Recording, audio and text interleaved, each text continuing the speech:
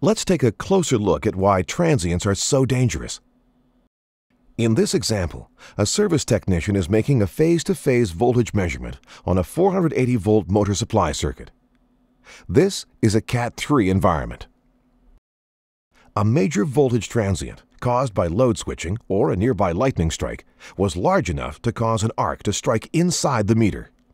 Short-circuit currents as high as thousands of amps can flow for several microseconds. At these current levels, the tips of test leads superheat, and the handheld probe tips start to burn away, drawing an arc from the contact point to the probe tip. The tech sees a bright blue arc flash, and at the same time is startled by the bang of the arc exploding inside the meter. The arcs follow the vaporized test probes. If these two arcs join through close proximity of exposed metal from the test probes or other mechanisms, one large arc is formed, providing a low impedance path directly from one electrical phase to another. When two arcs join, they cause either a phase-to-phase or phase-to-earth fault. The result is an arc blast, which can lead to a plasma fireball fueled by the energy in the electrical system.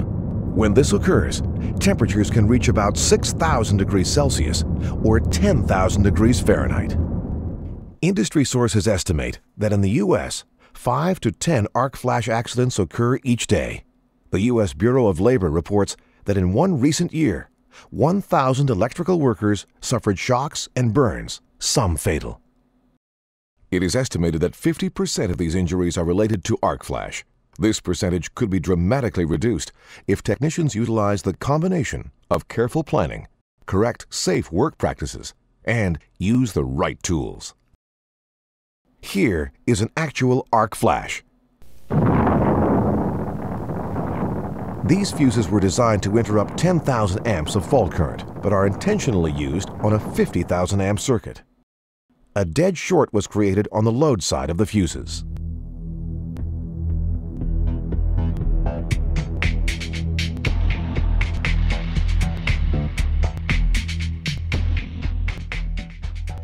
My name is Ed Manthei. I've been a professional electrician for over 35 years in Eastern Washington, doing primarily commercial and industrial electrical work. About 2.5 years ago, I had a personal experience with arc flash. I heard a buzz, and then after that, a major explosion. I was able to get my eyes closed, I think, and my head back a little bit, blew me back on the floor. Next thing I remember, I was standing in the corner and I couldn't see, and my shirt and stuff was on fire, which I didn't even realize at the time, being as I couldn't see. And you know, me personally, I've always been accused of being too safe, overly cautious, because you can't. It's hard to prepare for something you can't see. Make sure that you use the proper safety precautions. I guess the bottom line is you can't be too careful. Transients aren't the only source of arc flash hazard. In fact, one of the most common misuses of handheld multimeters can cause a similar chain of events. If the user leaves the leads in the amp's input terminals and then accidentally connects the meter leads across a voltage source, he has just created a short through the meter. That's why the amp's terminals must be protected by fuses. These fuses may be the only thing standing between that user and a potential disaster.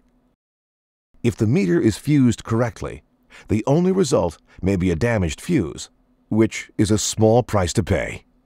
Never replace a damaged fuse with the wrong fuse. Only use high-energy fuses specified by the manufacturer.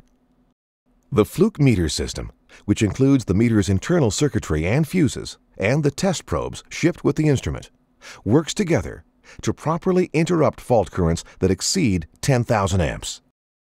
Test probes and other accessories can also contribute to danger. Test leads can become frayed or come out of the meter jacks.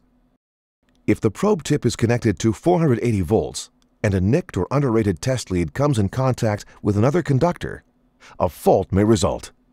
The same thing can happen if an unshrouded test lead comes out of the meter and touches a conductor. Make it part of your routine to inspect your meter and its test probes before using them. please refer to the guidelines provided at the end of this video on what to look for. Remember, test probes are designed for a variety of test environments. What is appropriate for a circuit board in a Cat 1 environment may not be appropriate for 480 or 600 volt circuits. In a high energy setting, make sure your test probes have a minimum amount of exposed metal. This will help avoid creating a short between two phases if your hand slips off the probes.